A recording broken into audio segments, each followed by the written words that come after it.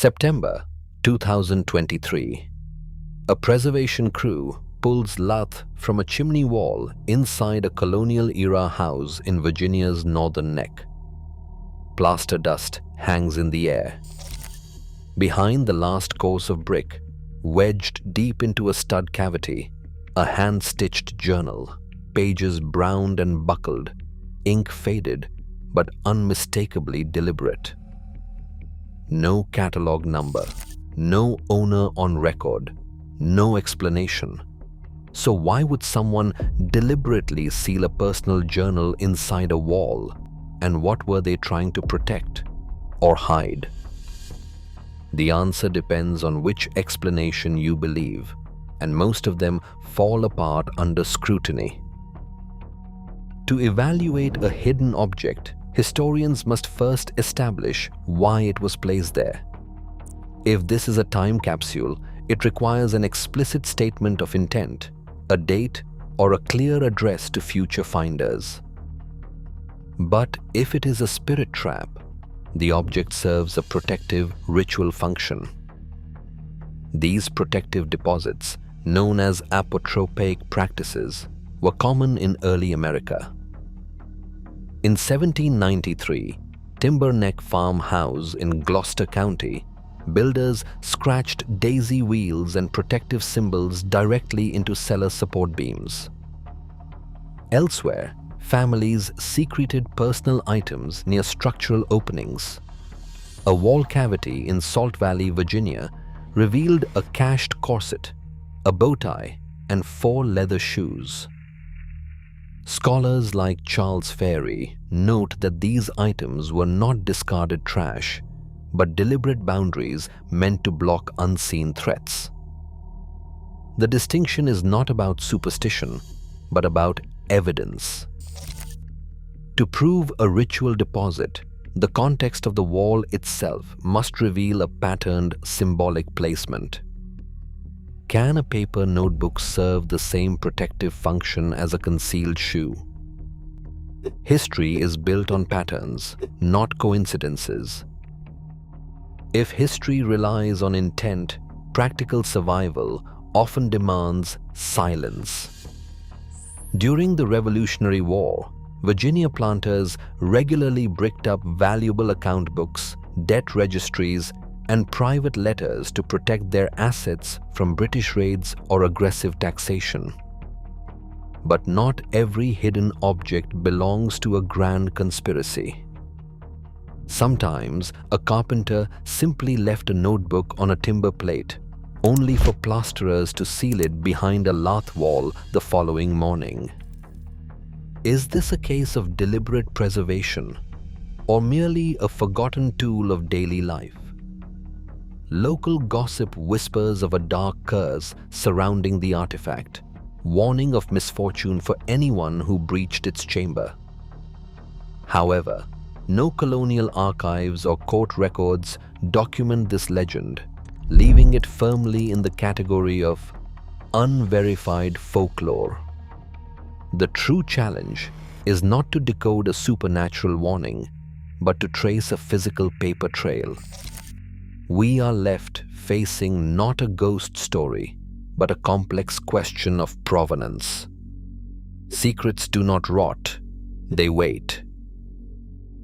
On July 12, 2024, researchers began an exhaustive audit to find a paper trail for this alleged discovery. In history, any claim of a rare artifact relies on provenance, the clear, documented path of an object from the moment it is pulled from the earth to its arrival in a secure archive. Without this chain of custody, a find is merely an anecdote.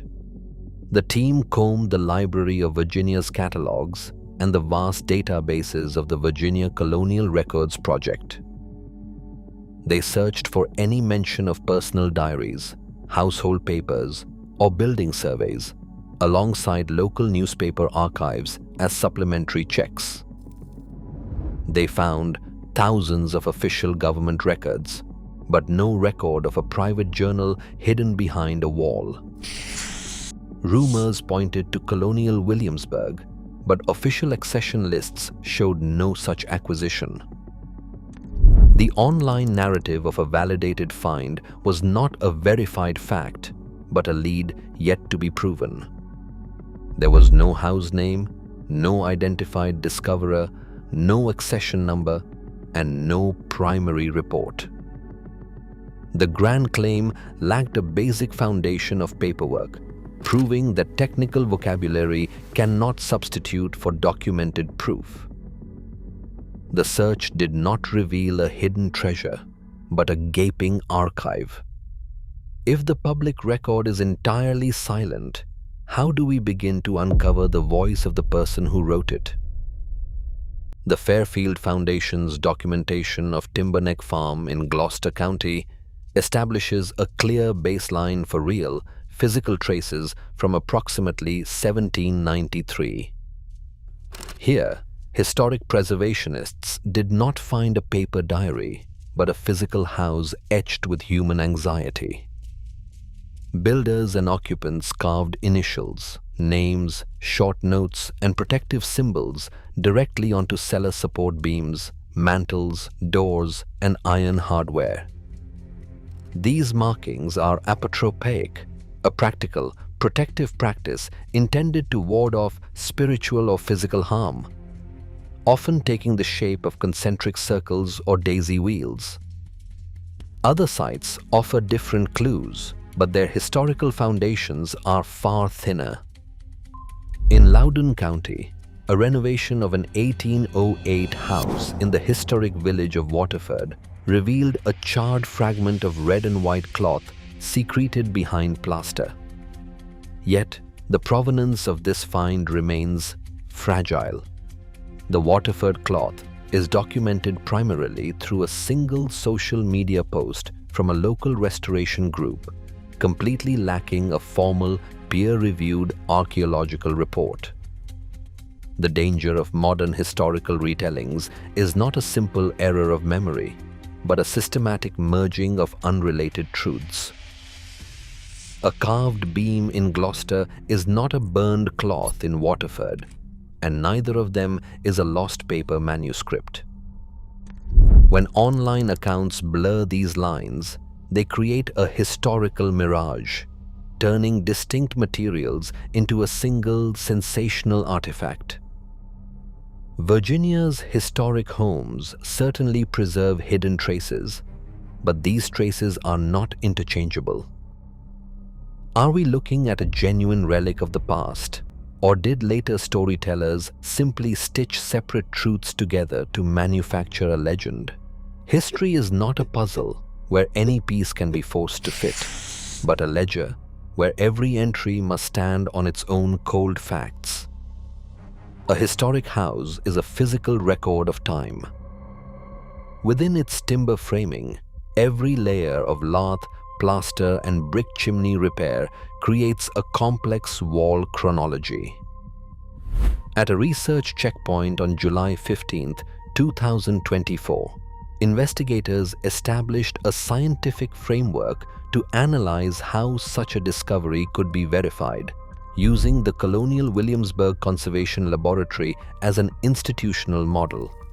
To determine exactly when a wall cavity was sealed, researchers require a stratigraphic report detailing these layered structural changes, drawing context from Virginia Department of Historic Resources files. But analyzing the surrounding wood and plaster is only half the battle. The paper itself holds its own timeline. Hand-manufactured sheets from the colonial era feature distinct linen or cotton rag fibers, irregular paper thicknesses, folds, and watermarks that can pinpoint a decade of manufacture. Does the binding structure match an 18th century notebook, or does it suggest a later assembly? Physical exposure leaves distinct marks too.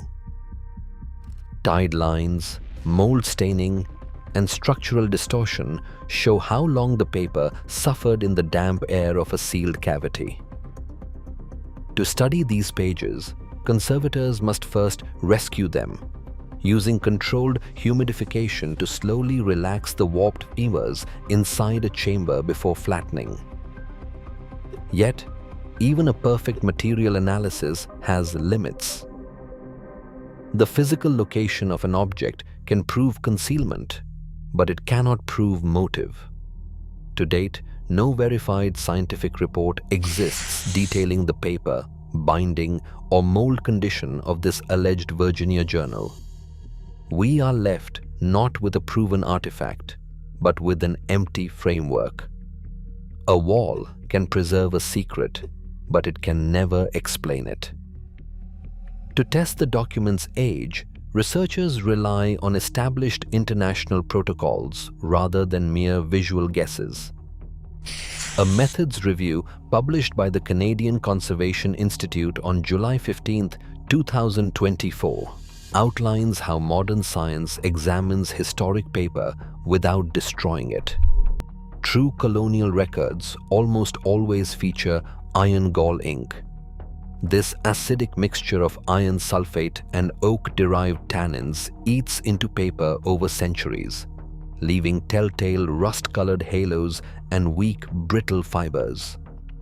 To read these damaged passages, scientists use multispectral imaging, flashing light across ultraviolet and near-infrared wavelengths to expose faded writing. They follow this with X-ray fluorescence and Raman spectroscopy to map the chemical components of the ink without removing a single flake of paper. But for this specific Virginia manuscript, no such lab report exists. The analysis is not a proven result, but an authentication standard waiting for a subject. If testing ever occurs, scientists must also explain the physical anomalies of the pages. The ledger contains ripped leaves, redacted names, and a strange silence regarding major historical conflicts. Are these missing elements the result of simple wear and tear, or do they represent deliberate acts of censorship before the book was sealed away? Silence is not an empty space, but a deliberate boundary. Who was the author trying so desperately to protect from the judgment of the page? The physical characteristics of the handwriting, its distinct abbreviations, phonetic spellings, and looping letter forms provide the first structural clues about the author. But to turn these ink strokes into a human name, researchers must step away from the laboratory and search the archives of the Library of Virginia and local county repositories. Every scrap of writing is shaped by the social realities of its time. In 18th century Virginia, literacy was a highly unequal privilege. While nearly 60% of white men in counties like Middlesex could write their names by 1750, female literacy lagged far behind, hovering below 40%. For enslaved Virginians, reading and writing were not merely restricted, but actively criminalized and punished. If this journal was penned by an enslaved person, a tenant farmer, or an ordinary woman, their voice represents a rare break in the historical silence. To find them, historians must cross-reference the journal's dates and local events with county court minutes, land deeds, and parish vestry records. Did the writer have legal access to the property? A planter, a merchant, an overseer, or a visiting clerk would all leave different footprints in the public archive. If the entries detail the tobacco and credit network of the 1740s, researchers can scan local debt litigation and property mortgages to see who was on the verge of ruin. This investigation is not a search for grand historical figures, but a reconstruction of a life lived in the shadows. Several theories explain why someone would bury their personal diary inside a wall. Was it a merchant concealing records of illegal smuggling, a debtor hiding assets from a British merchant, or perhaps someone documenting a forbidden affair? More dangerously, the journal might contain evidence of political dissent or aid given to a runaway enslaved person, actions that carried severe legal consequences. Could a single matching name in a county tax list unlock the author's identity? Until the handwritten script of the manuscript is successfully matched with a signed probate inventory or land deed, these motives remain nothing more than speculation. A secret becomes history only when the writing and the public record agree. To bridge the gap between an anonymous hand and a living descendant, historians cannot rely on folklore or wishful thinking. A genuine genealogical match demands a rigorous, verified chain of custody. It is not a matter of matching a face in an old portrait, but of tracing a cold, unbroken line of paper. To link any living person to these hidden pages, researchers would first need a confirmed surname, a specific Virginia County, and a documented family relationship. Every single link in that ancestral chain must be forged with corroborating public records, probate inventories, land deeds, tax books, and parish registers. Even then, an expert handwriting comparison would be required to tie the physical script of the journal to a known historical figure, matching the unique loops and slants of the ink to signed court documents. Currently, the alleged manuscript lacks all of these structural anchors. There is no verified surname, no documented locality, and no authenticated object from which to begin a responsible family search. Handwriting resemblance alone is entirely insufficient for identification, as many colonial clerks shared identical training. Without verifiable data, any claim of a living descendant remains a modern myth.